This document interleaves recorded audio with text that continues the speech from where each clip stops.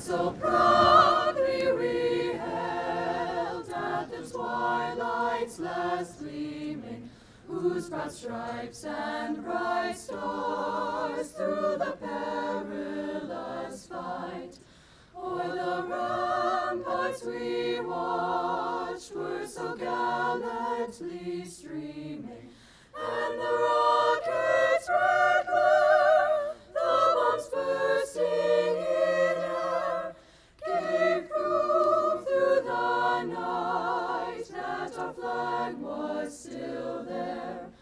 Oh, say does that star-spangled banner yet wave o'er the land of the free and the home of the brave?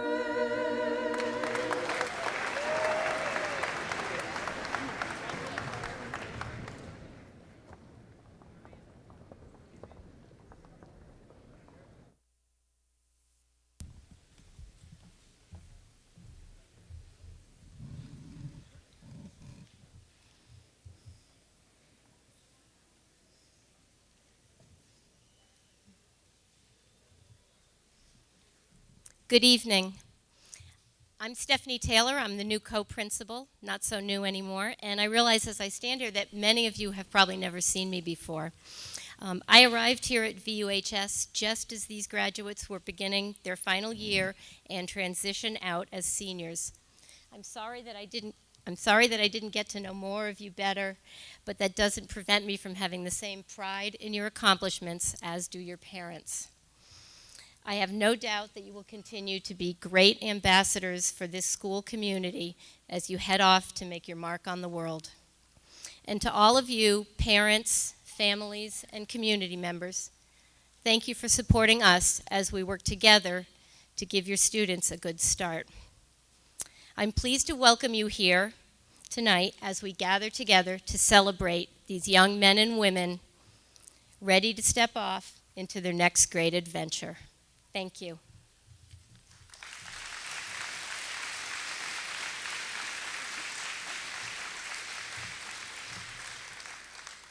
And I guess I'll introduce Ruby Dombeck, who's going to give the welcome address.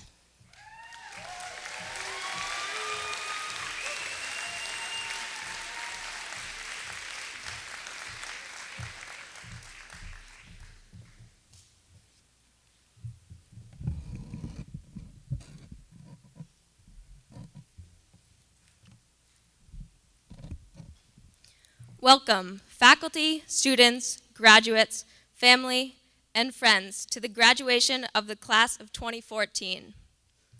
This day marks the last of many lasts, as well as the beginning of a new chapter of firsts. First day of college, first apartment or home, first full-time job.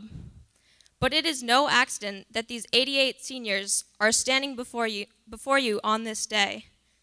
Thanks to the generosity, dedication, and patience of every person in this room, we have made it to this point. On behalf of the class of 2014, I would like to sincerely thank all those that have influenced our lives and shaped us into the people we are today. Bill Watterson once wrote in his highly esteemed comic entitled Calvin and Hobbes, "Know what's weird? Day by day, nothing seems to change, but pretty soon, everything's different." It seems so long ago that we entered this school as boisterous 7th graders with poor hygiene, consumed by the wonders of Gmail chat. By now, most of us have mastered the use of the deodorant stick and moved on to more prestigious social media sites. Yet looking back, I cannot pinpoint the time that everything became so different. Perhaps it was the day we discovered the fragility of our own hearts, or realized that adults are not perfect. Maybe it was the time we accidentally spent an entire day with our fly unzipped, or got in a head-on, or walked in on our parents doing something we quite unfortunately cannot unsee. Many of you may now be wondering where I'm going with this. As humans, we desire control, a sense of security in our lives. The simple truth is that most aspects of life are out of our control. We must take the embarrassing moments in stride and learn to overcome the hardships. In my experience, I have found that the summits of happiness tend to balance out the stretches of failure and distress. To my fellow classmates, I say this: take what you can control and never let go. Surround yourself with people that make you a better version of you. Enjoy the little moments and stay true. Fight for the underdog, the misfit. Don't settle for anything less than what you deserve. And perhaps most importantly, always knock before entering closed doors. Class of 2014, it has been a pleasure and an honor to spend the last 6 years together. In the words of Dr. Seuss, I'm glad we had the times together just to laugh and sing a song. Seems like we just got started, and then before you know it, the times we had together were gone. Thank you, and once again, welcome to the graduation of the class of 2014.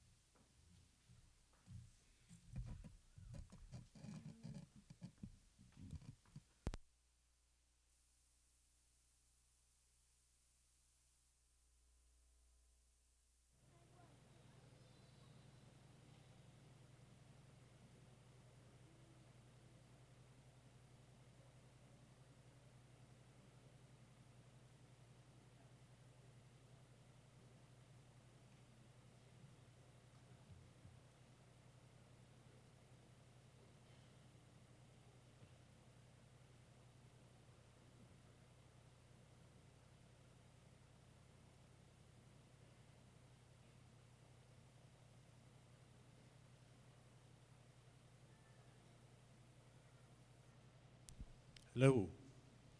I'd just like to thank Mr. Webley for asking me to play. It's been an honor being a part of this class, and you're going to hear a lot of speeches tonight, so I'd like to play you a song called Speechless.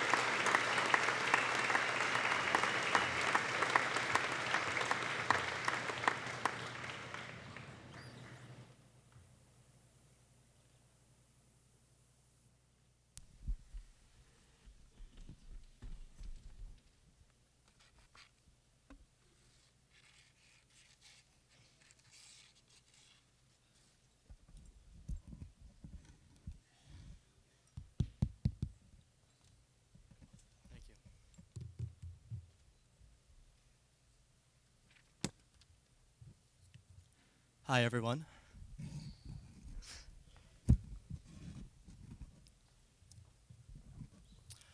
Before I begin tonight, I just want to tell you all about a dream I had on, I think it was Monday night, where I hadn't written my speech by this point. So I woke up that morning and took a quick shower and then wrote my speech, which I have here on my phone, which I'm going to read to you right now. Anyway, tonight I'm going to talk to you about something that really has a lot of meaning for me personally, something that's very near and dear to my heart, and that actually is my phone right here. Well, not so much my phone itself, actually, more the background on it.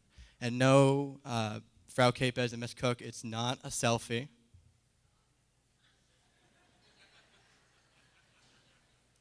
Although now it might be. Anyway, my current background isn't like that. It's one word that holds a lot of meaning for me, and that word is chisel. Chisel. Right there. And of course, because it's my wallpaper, it has to look cool, so it's written in this nice stone font that makes it look like it was chiseled to perfection out of, like, granite or something like that. Anyway, I heard this word at football practice one time. One guy on our team kept yelling out, "Chisel," every time we did an exercise or a stretch. And after several choruses of, "Dude, shut up," someone asked him why he said it.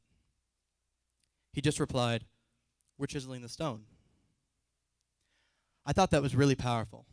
The idea that each exercise, that each action brought us one step closer to becoming the team we wanted to be. Each thing made us stronger, that we were chiseling the stone.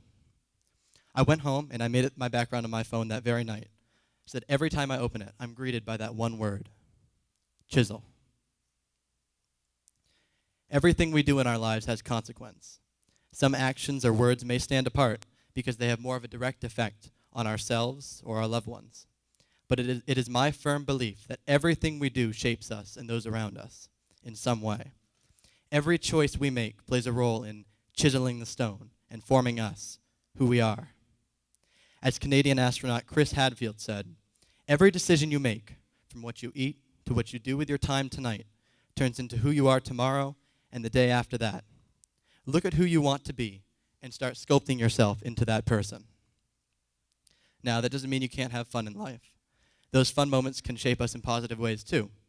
But like the stroke of a chisel, our actions cannot be undone. Words cannot be unsaid. Although the mark they make can be repaired with cement and with forgiveness, the actions and words always shape. Mistakes will be made. There's no avoiding that. But it's important to consider how your choices will chisel not only the stone of your life, but of the lives of others as well. A year ago, my friend Justice Sturdivant got up here and gave a challenge to our class. "Adversity is a grindstone," he said. "So will it grind you down or polish you up?"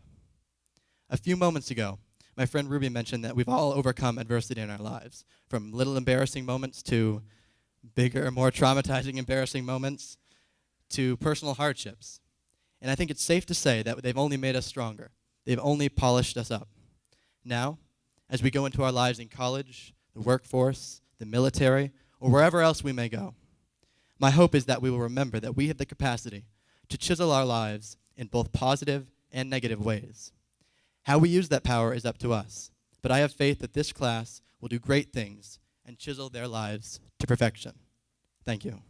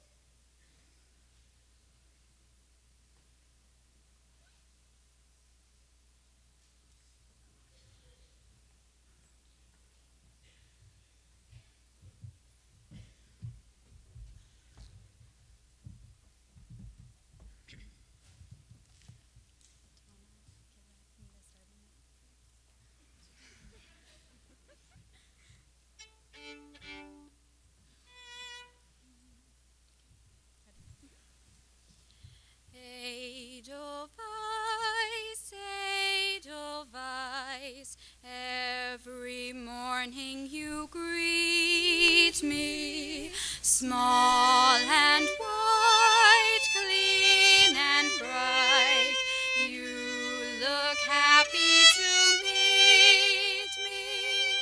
Blossom of snow, may you bloom and grow forever. Edelweiss, bless my homeland forever. Blossom of snow, may you bloom and grow forever. Edelweiss,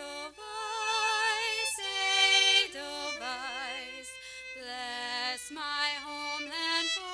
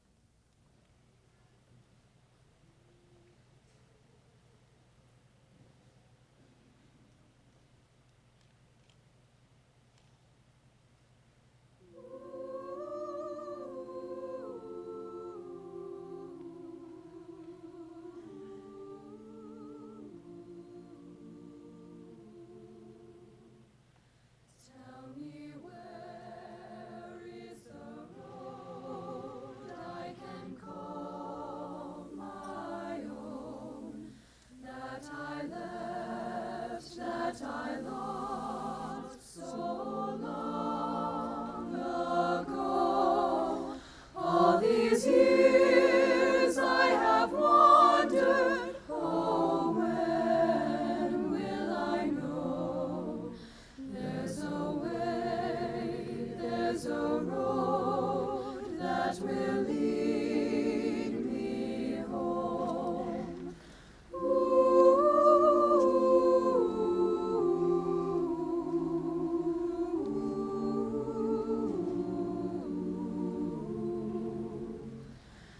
After wind, after rain, when the dark is done, as I wake from a dream in the gold of day, through the air there's a calling from far away.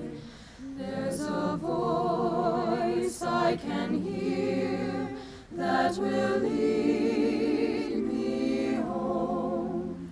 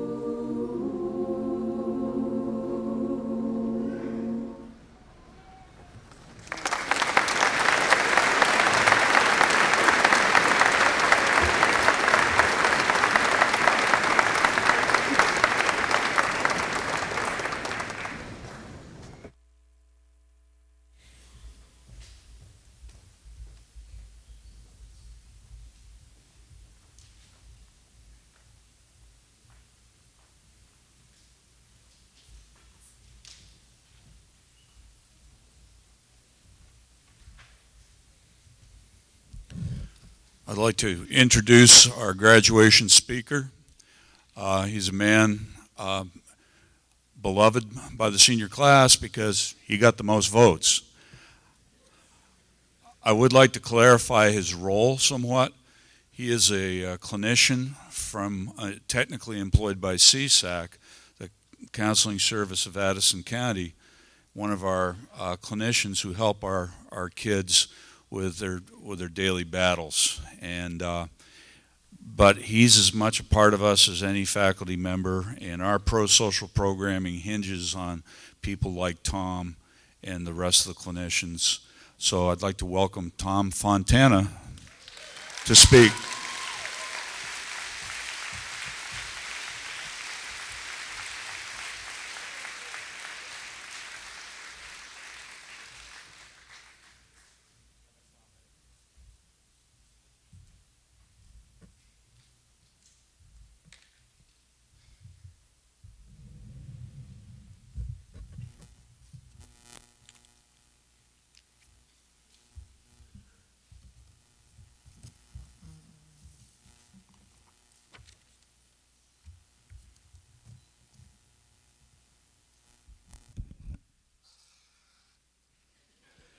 All right.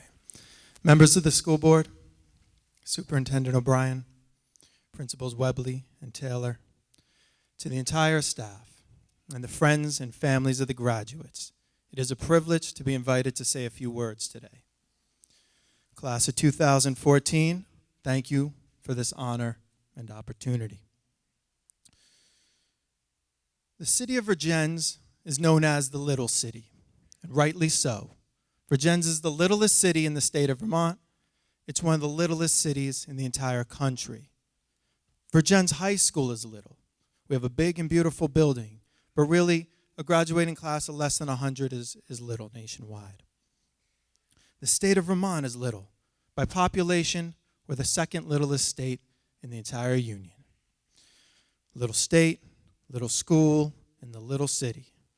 We got little city family practice, little city market, little city cycles, etc. All around us, there are messages about being little. But somehow the class of 2014 never got the message. Aside from their numbers, there's nothing little about the class of 2014. Little makes me think of being quiet, but the class of 2014 is loud. Little makes me think of being scared, but the class of 2014 is bold. This class has gone big in accomplishments and actions. So what I want to do over the next few minutes is talk about what it means to go big and highlight a few examples from this class.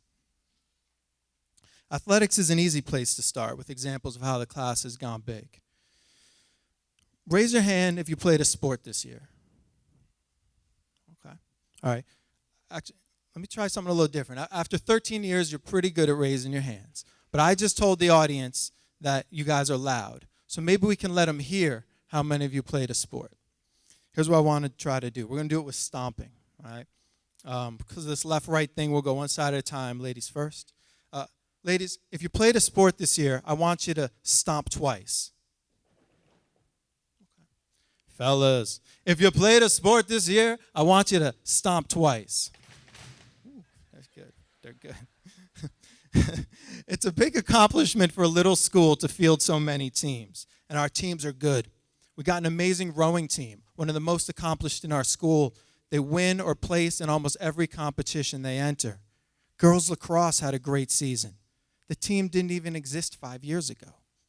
Softball, they're still on their way to going big. Tomorrow they're going to be playing in the quarterfinals. Good luck to you guys. How about boys basketball? Last year, the team won the state championship with an undefeated season. That's the banner they unfurled at graduation last year, right in the corner. Then, 10 seniors graduated. This year's team was captained by Jarrett LaFleche and Brendan Houston. Let me talk about Brendan Houston for a second. One time, 6 years ago, I made the mistake of opening up the gym so he could practice during middle school lunch. One time, 6 years ago, and he never stopped asking me, which was kind of annoying. But he never stopped practicing, and that was kind of amazing. No one would have thought that little Brendan would go on to be captain of the basketball team, but Brendan did, and Brendan made that happen. So after helping his team junior year to win the state championship, all those seniors graduate, and he comes back, and everyone predicts the team's going to win 2, maybe 3 games. They go on to win 9 games. Now, the truth is, no one's giving out banners for winning 9 games. But you can hold your head high because you beat the odds, you beat the expectations, and that's the kind of going big I'm talking about. The kind of going big that so many people in this class have done. Going big rarely means getting a banner. It does not even mean winning. Going big means believing in yourself regardless of others. Now, athletics offers lots of examples of how kids have gone big. So do the arts. Vergennes is strong in both the visual arts and the performing arts. Perhaps you noticed some of the art hanging in the hall as you entered. It's just a small sample of the art that the students produce each year. We have a strong tradition of musical theater, even when we don't have a theater in which to do the musical. Our band and chorus are bigger and better than they should be for a school our size. Miss Jordan and Miss O'Daniel see to that. We've got a chorus and Commodore singers. We got a band, which marches, and the jazz ensemble. All right, now we're going to do the stomping again. Everybody. If you're in chorus, I want you to stomp twice. If you're in band, I want you to stomp twice. Okay. If you're in band and chorus, let me hear you stomp twice. Many of our students participate in multiple activities. There's lots of clubs and extracurricular activities that our students excel in. I'm the co-advisor of our school's GSA, the Gay Straight Alliance. Those students all year support each other and try to work to make the school a more positive environment. There's the FFA, the Future Farmers of America. This year at the state convention, Vergennes senior Devin Parker was elected state president. Yep. Yeah, buddy. Show him who you are, man. Pow! Right there. Okay, he's not going to do it. That's him. Additionally, our FFA took second place in business management and first place in ag mechanics. Those students will go on to represent our school at the national convention. Good luck to y'all. Our students work. In addition to their schoolwork and activities, many students have jobs. You ready to stomp again? If you earned a paycheck, if you got paid this year, I want you to stomp twice. Okay, now listen for this. If you own your own business, I want you to stomp twice. Maybe you guys should raise your hands too, because if you own your own business, you got to promote yourself. And there's a lot of potential business out in the audience. Raise your hand if you own your own business, so people see you. All right. Cool. Yeah. Did you notice Anna's hand? Let me talk about Anna Willenbaker. She only like half raised it. Anna runs her home business called Shell House Chicken Eggs. She has 80 chickens and sells them at the Vergennes Farmers Market. Anna's been recognized with a Business Entrepreneur Award. Going big rarely means getting rich. More often it means working hard. Anna and many students here have gone big because they're not afraid of hard work. It's not just paid work that our students do. Many of our students volunteer. An especially committed group of students are our fire and rescue students. Going big sometimes means self-sacrifice, and that's what fire and rescue offers to their community. If you're in fire and rescue, you got your regular uniform and your dress A's, the dress-up clothes, class A's. One of our seniors, Justin Soder, when he puts on his uniform, he's got a heart pinned to his shirt. Now, a couple of times this year, I came to work with a heart on me. It could have been anywhere. That just meant that my 5-year-old got a sticker on me before I left to work and I didn't realize it. The heart on Justin's uniform. The heart on Justin's uniform means that he saved somebody's life. Going big means sacrifices. The hearts you get and the many you don't, and you can't go much bigger than that. So how'd the class of 2014 learn to go so big? Well, we got to mention your teachers. I mean, we got to. They're like sitting right there, so we should mention them. Our school system is lucky to have so many good teachers. We have skilled professionals who have put their time in to teach you. Of course, they are paid for that. But a paycheck only buys someone's time.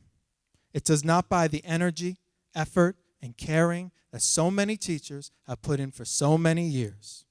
So there's a special group of teachers we need to honor tonight, and that's the class advisors. Class advisors have met daily with the seniors since they came in as freshmen. They've helped plan and push for this day since the moment they came in. So I'd like to ask the senior class advisors to stand up when I call your name, and please remain standing. You don't get to stomp. You got to stand. Lynn Cahart, Meg Olson, Lisa Newhart, Steve Orzak, Mark Powers, Teresa Smith, Pam Taylor, Chris Wyckoff. That's right. Yes.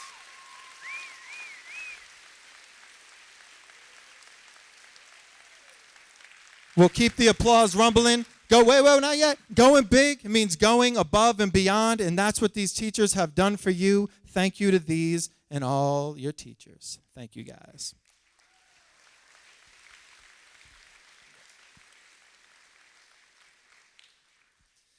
So how'd the class of 2014 learn to go so big? Well, one example is teachers.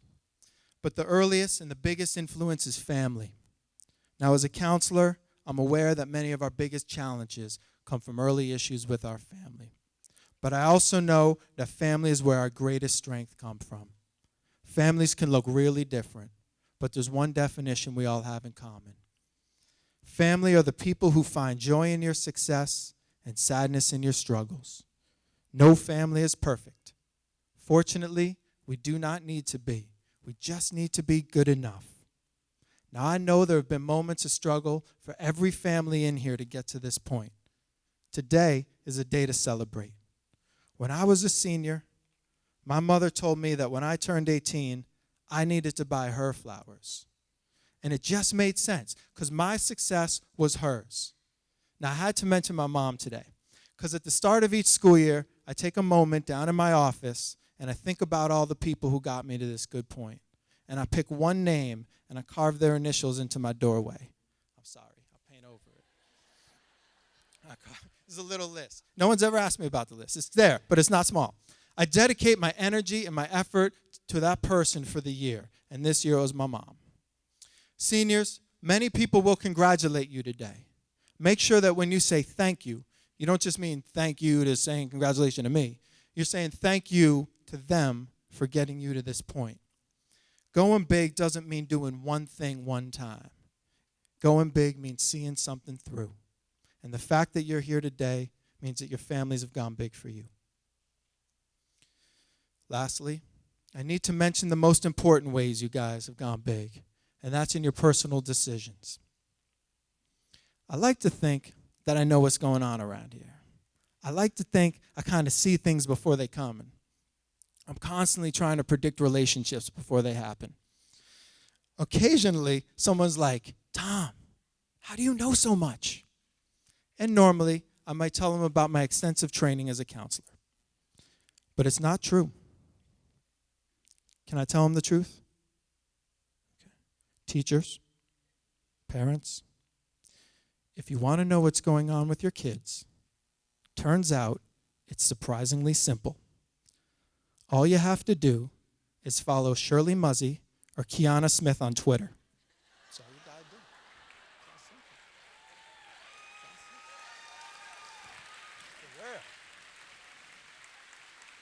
Yeah. Yeah. You might need urbandictionary.com, but you'll figure it out. You'll figure it out. Even with their help, there was one schooling decision this year that blew my mind. I'm talking about Rachel Mayu deciding to join the Walden program. Be real. Did anyone see that coming? Be real. Anybody? Okay, me neither. There are many of you out there who might not know Walden, and you might not know Rachel, so let me explain for a second.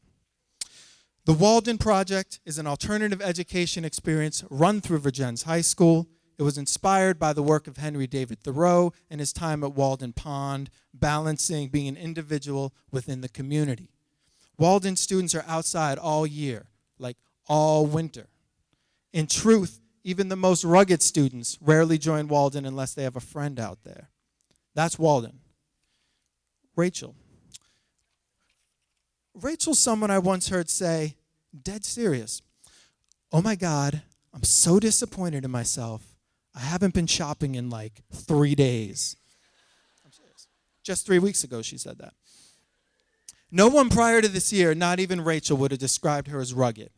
And yet Rachel made one of the most bold educational decisions I've ever witnessed. When Rachel joined Walden, Rachel went big. I wish I could say that making that decision made it easy or simple. But her experience was rarely simple, and it wasn't always easy. Your hardest decisions rarely are. I'm highlighting Rachel's decision because it's a public example of a private decision. In truth, I know you less as a class, but more as individuals. I've had the opportunity to talk with many of you, sometimes casually, but often seriously. It's been an honor that you would let me witness some of the things you're struggling with, from broken hearts that won't heal to a past that will not stay in the past. In all cases, I've witnessed your bravery and your goodness. I know of students who have stared down demons, managed to keep trusting, and found a way to heal. Going big means being afraid and acting anyway. I've witnessed so many of you do that. And if you've learned to do it already, there is no limit to how big you may become. Class of 2014, let me hear you stomp twice. Class of 2014, let me hear you stomp twice. All right. On behalf of the faculty and staff, good luck, goodbye, go big.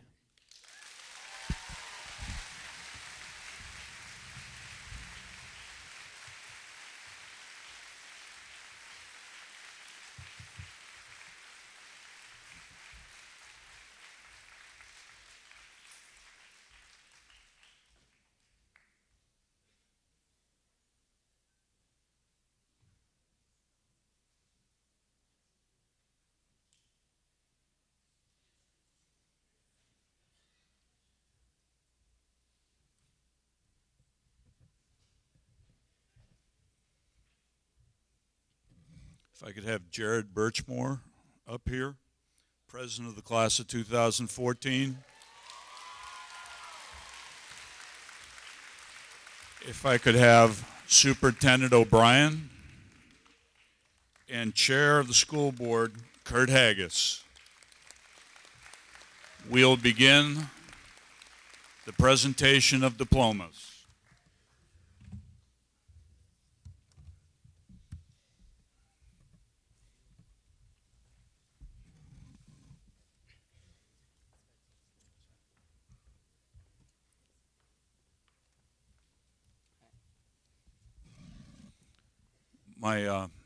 My secretary, also known as my boss, Rose Russett, who did so much for this graduation, just reminded me I forgot to give Mr. Fontana his gift.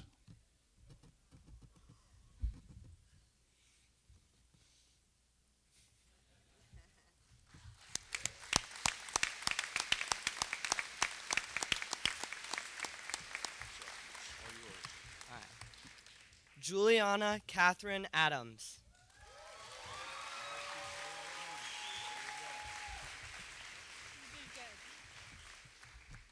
Kenneth Alexopoulos.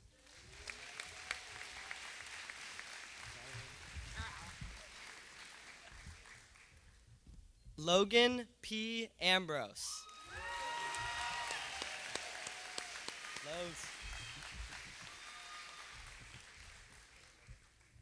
Stephanie Marie Anderson.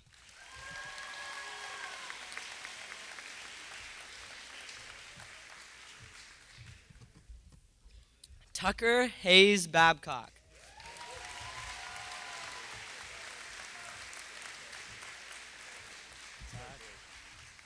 You said you were going to hug a couple, man. Only a couple. Joshua Michael Benning.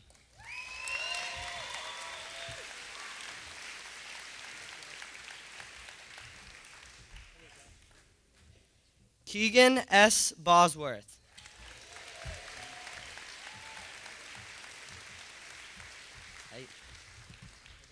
Daniel Henry Briggs.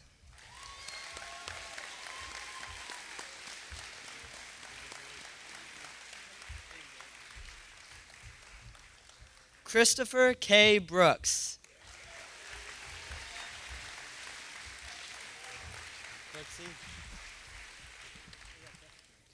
Danielle Jean Brown.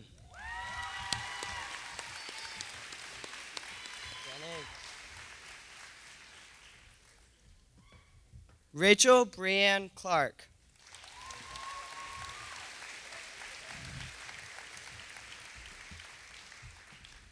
Alyssa Barbara Connor.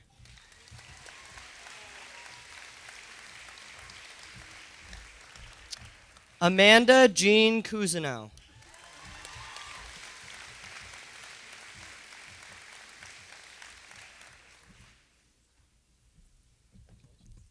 Alyssa Marie Coyle.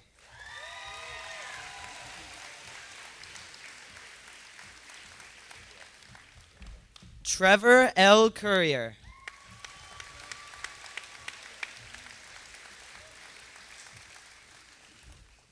Patrick K. Denton.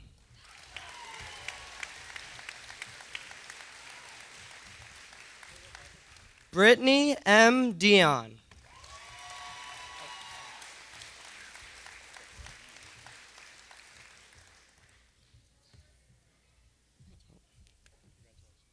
Ruby Rose Dombeck. Yeah, Ruby. Silas Duke.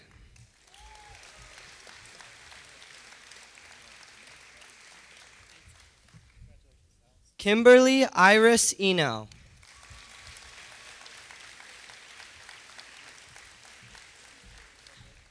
Jordan D. Fleming.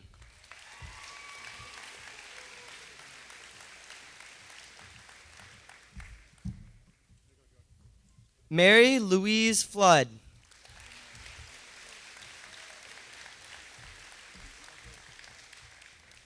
Ethan C. Jevry.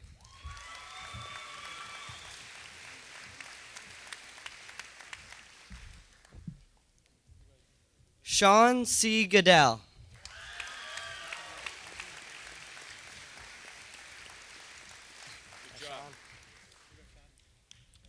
Isabella Gould.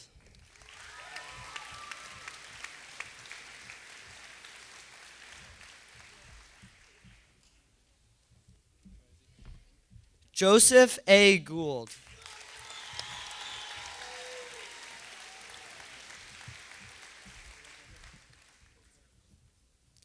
Kyle Grant.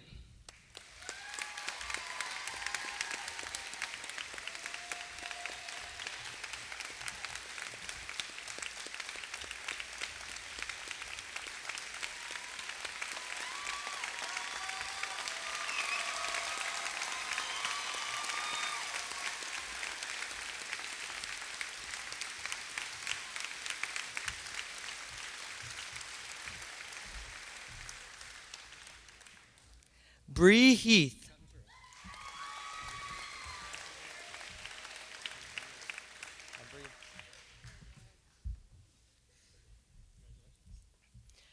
Thomas Lee Hodgson III.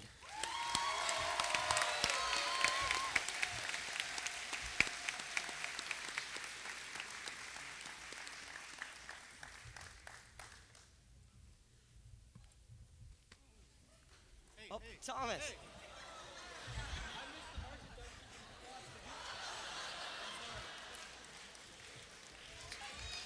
Jade Louise Houston.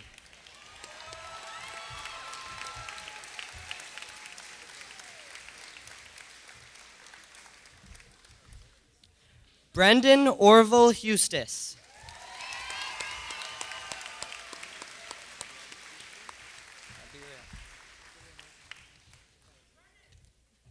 Rowan A. Kamen.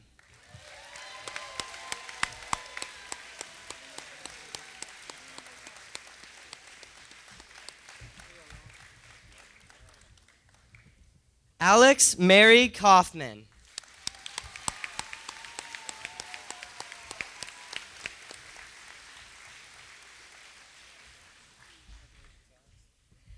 Jamie Marie Cahart.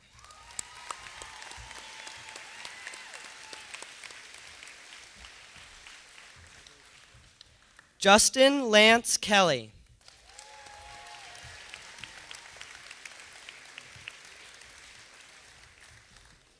Brooke Mariah Kilburn.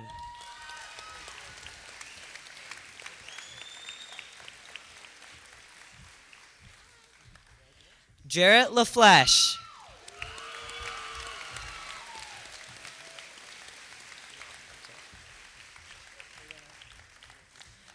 Brianna Lee LePan.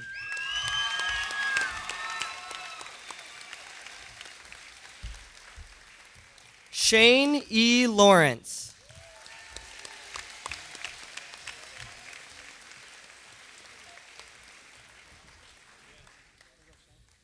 Megan Ann Leach.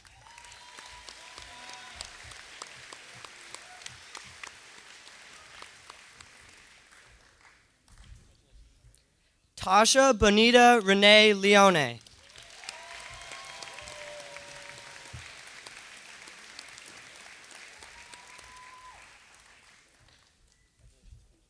Kayleanne Faye Loven.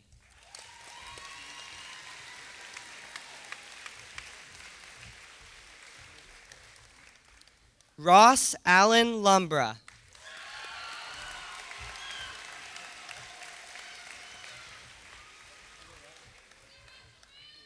Kyle Mayu.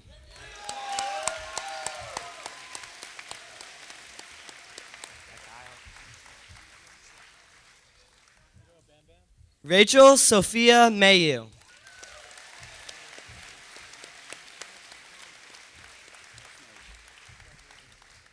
Megan Elizabeth Malloy.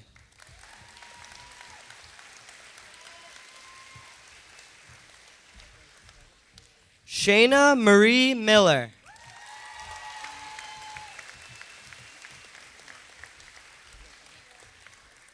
Vernon E. Miller.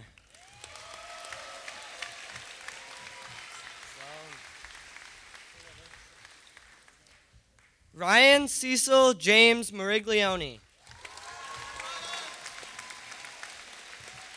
Ryan. Ashley Victoria Mullis.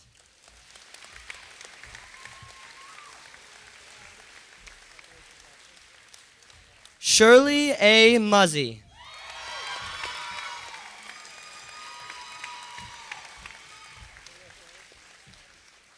James T. O'Brien.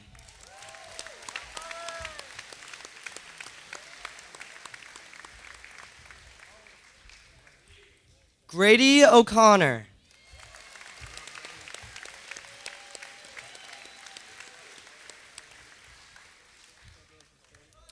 Marissa Lynn Olette.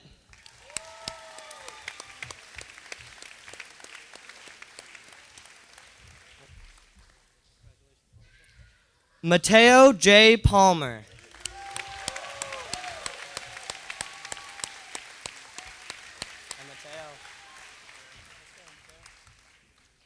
Haley Elizabeth Paquette.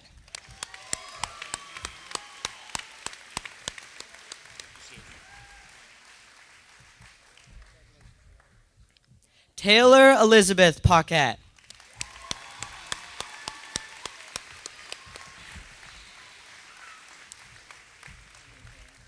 Devin Parker.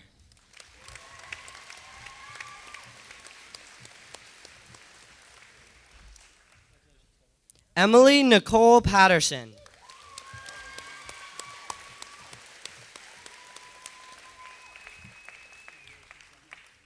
Phoebe E. Plank.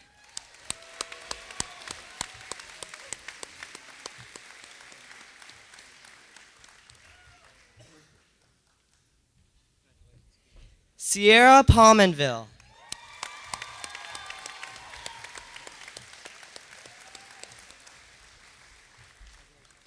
Brady O'Shea Paquette.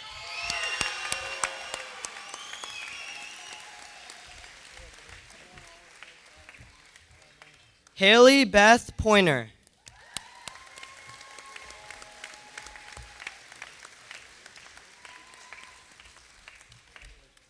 Haley M. Rayum Fox.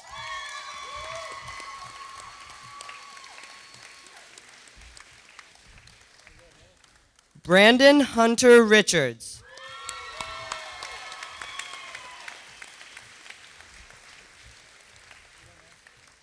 Aaron Nicholas Rowell.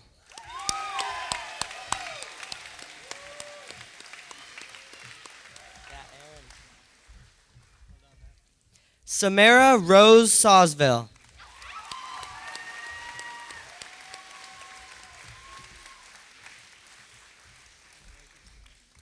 Kayla Daytona Sawyer.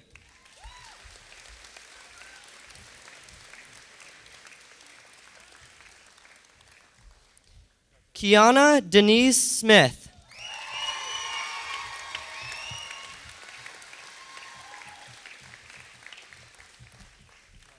Silas Smith.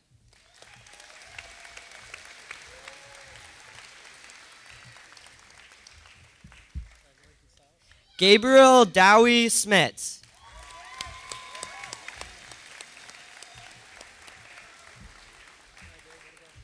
Justin A. Soder.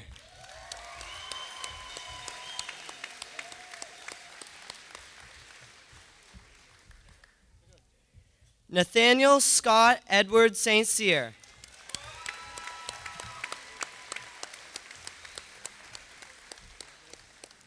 Jordan T. Stearns.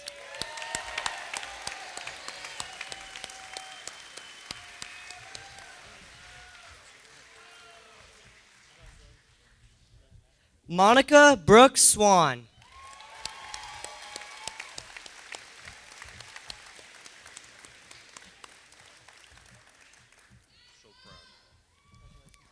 Joanna Jean Tatlock.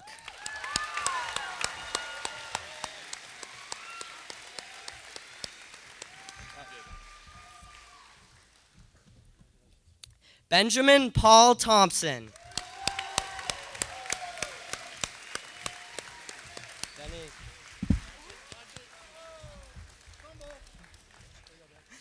Benjamin Ranger Thompson.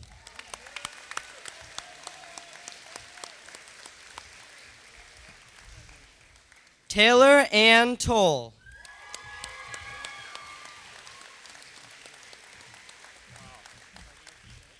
Emily Auburn Trudeau.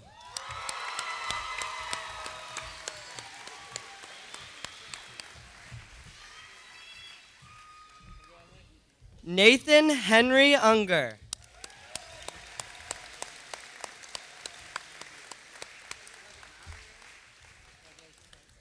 Levi Matthew Waterman.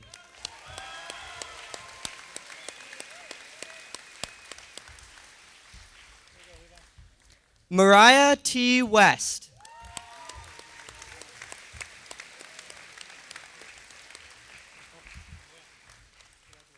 Anna B. Willenbaker.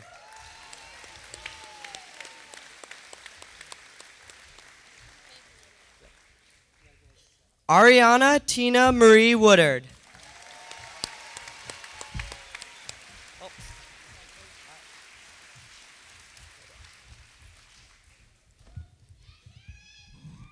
Last, and certainly not least, Jared Carl Birchmore.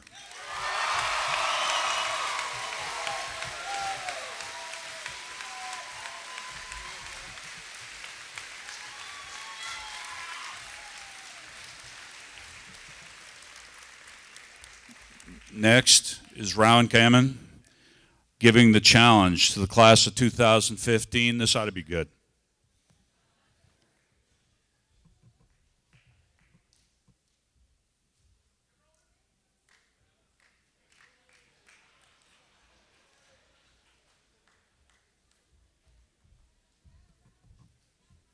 Hey, hey. You guys know we have like 20 minutes of being in high school left, right? So, being the third honors student and a very astute person, I went ahead and wrote a challenge speech for the class of 2014. So, If there are any incoming seniors out there, I apologize, but this one's all for my people here.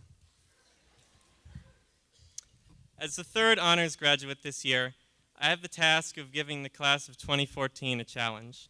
I'll admit, I was a little stuck on what to talk about, especially since I only had 2 weeks to put this all together.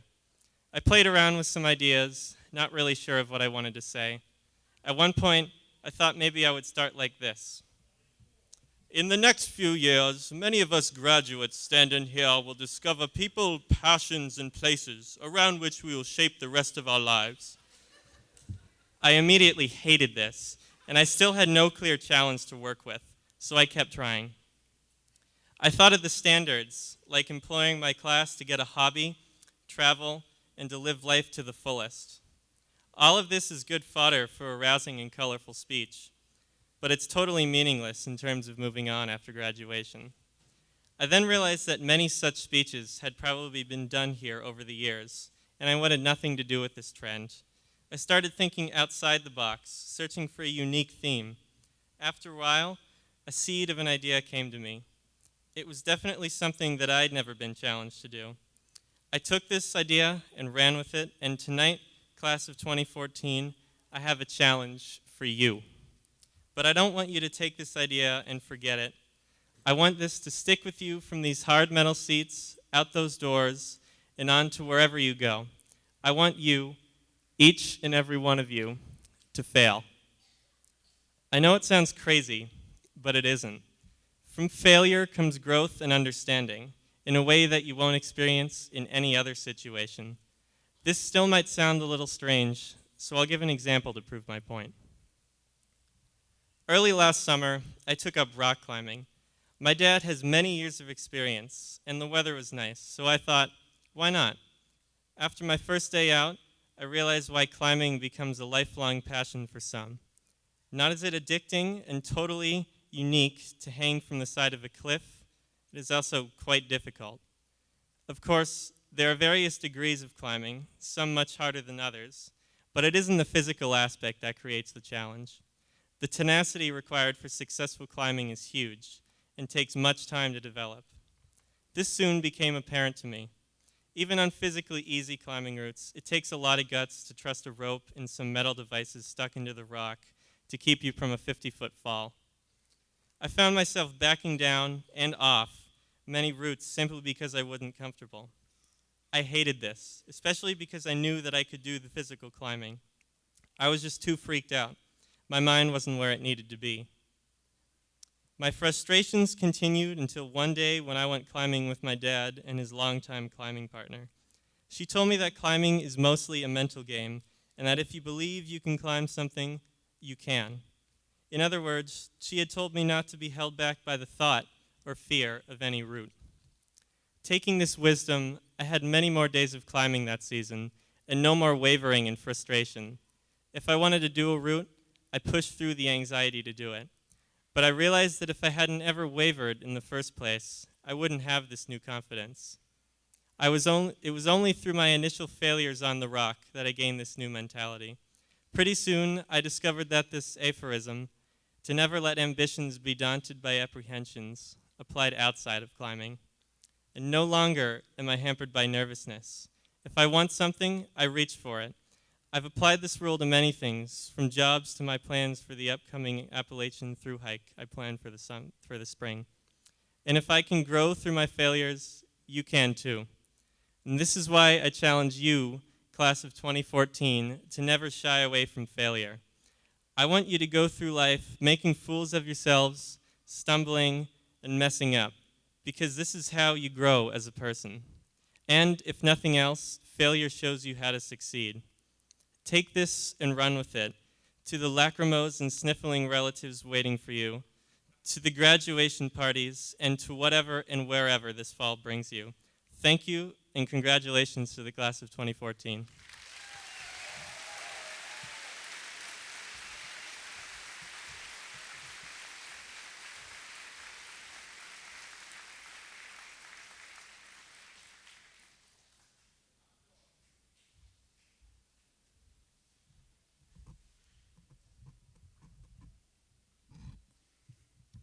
As always, this is largely extemporaneous.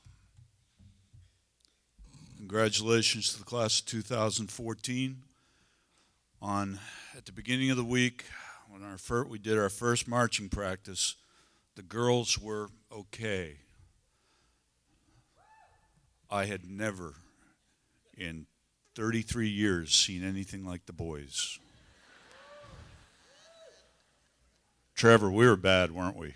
Trevor Courier, we were bad. All right? By Thursday, we had the shortest marching practice we've ever had.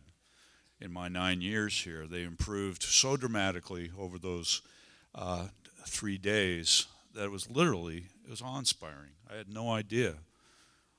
I've never seen so many sharply dressed men ready for a graduation in my time here. So that's just a little icebreaker. The next thing, this is kind of a potpourri of commentary a little bit. Next thing I'd like to do is recognize our retiring superintendent, Thomas O'Brien. Now, Mr. O'Brien brought us obviously all in here in one way or another. Not all of us. There's some that were here before Tom, of course. But this is, when he hired me, he said, I want to have the best high school in the state of Vermont. And I think U.S. News and World Report was about 8 clicks off when they named us 9th best in the state. And a lot of that is due to Mr. Tom O'Brien's leadership. I'd like to thank him publicly.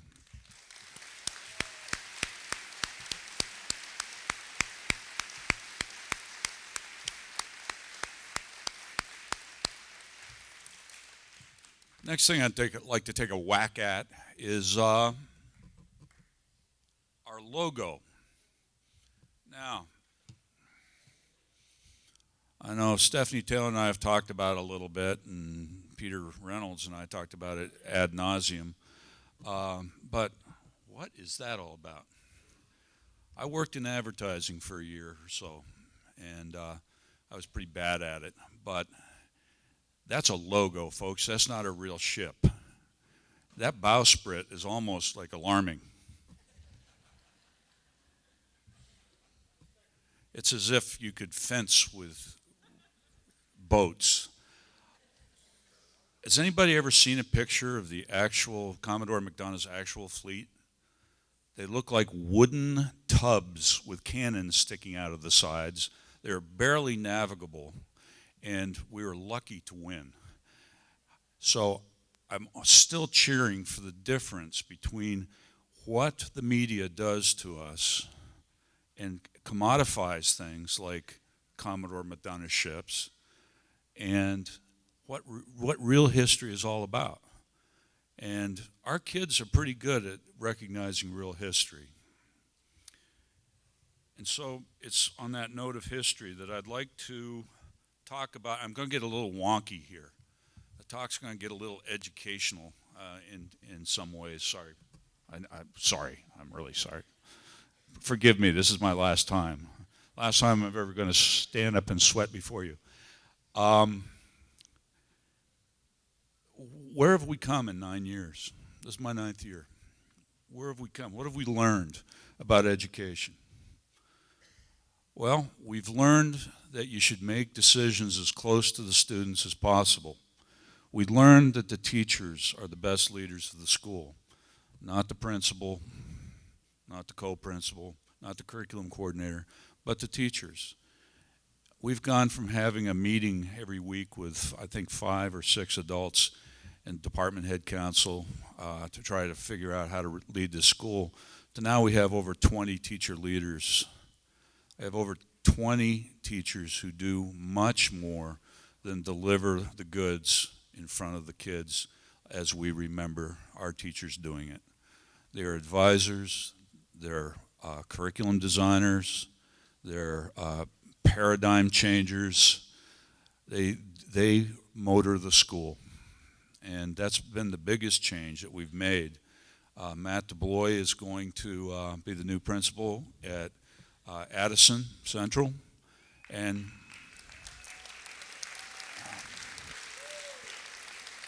he's been one of our leaders in redesigning school. What else did we learn? We learned that every kid, every single student learns in a different way at a different rate. All right, so we created Callback, and we started really looking at what each student's educational needs were, and if they needed more time, they got more time. In fact, they got 250 minutes a week of flex time in the middle of the day. All right, we learned that was valuable. Then we learned that we had to do formative assessment. We had to figure out what they were learning on the run, all right, so that we could reteach it as soon as possible. If it was a callback that day, so be it. If it was tomorrow, so be it. But all of a sudden, we realized how important that was and how important it was to customize our instruction to every single student. That's why this school has become better and better and better. We also made some tremendous hires.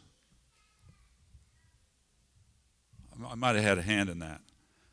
But we have some of the strongest teacher leaders, some of the strongest instructional leaders of anybody in the state. This is a great school.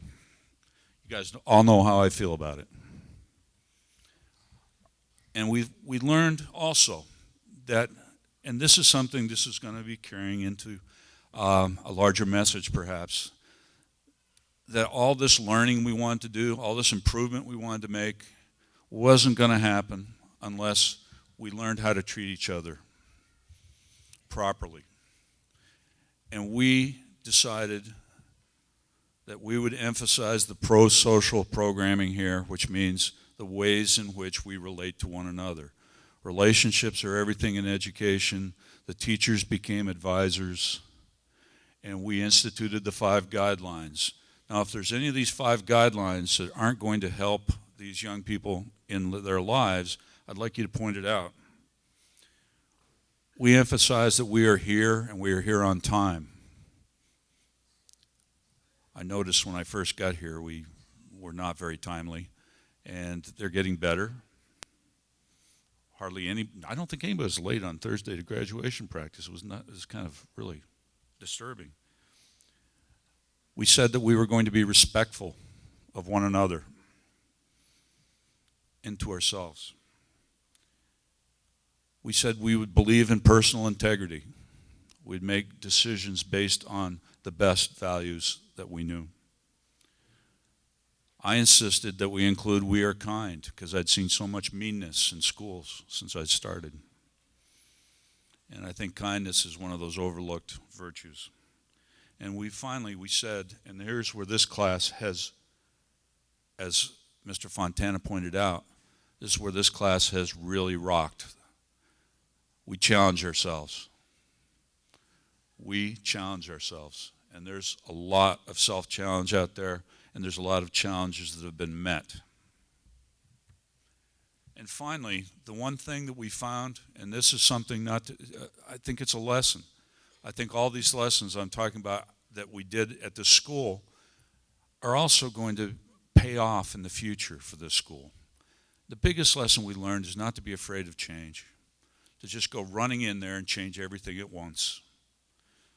You know, we did that. My early counsel was one thing at a time, Webley, one thing at a time. We didn't have time. We didn't have time. We went from having 51% of our kids going off to college to 80%. We've improved as a school, but we couldn't have done it without the support of the community and great kids. I said when I got here, great kids. I walked in the spring. I'd been interviewed over the phone. I was in St. Andrews School in Boca Raton, Florida. Now, why would I ever leave that for Vergennes, you might ask? Oh, I'm a Vermonter. I was wicked lonesome. And I came back. But the thing that convinced me to come back were the kids. I visited the cafeteria. I visited lunch. And I had a young woman, Mandy Scott, was a junior.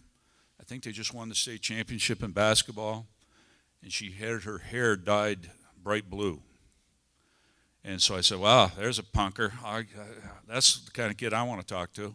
And I went over there, and she was just completely respectful and articulate. and deeply honest and moving. It was a moving conversation. And I went over to the next young woman I saw who looked very dignified, and she said, "Oh, you're hanging out with the all-state basketball player." Well, Mandy hadn't told me anything about basketball or anything about herself, as a matter of fact. And as I went and I talked to all these kids, they were all like that. And they still are. It's remarkable. Stephanie Anderson was my local rep up at Breadloaf. I teach at Breadloaf every year, the Young Writers Conference. And she was my rep. And she was like, "I think you won the prize, man." They thought that you were the best rep they'd seen ever. And that's just the kind of kid you get around here. It's magical. And I'll miss it. Ladies and gentlemen, I present to you the class of 2014.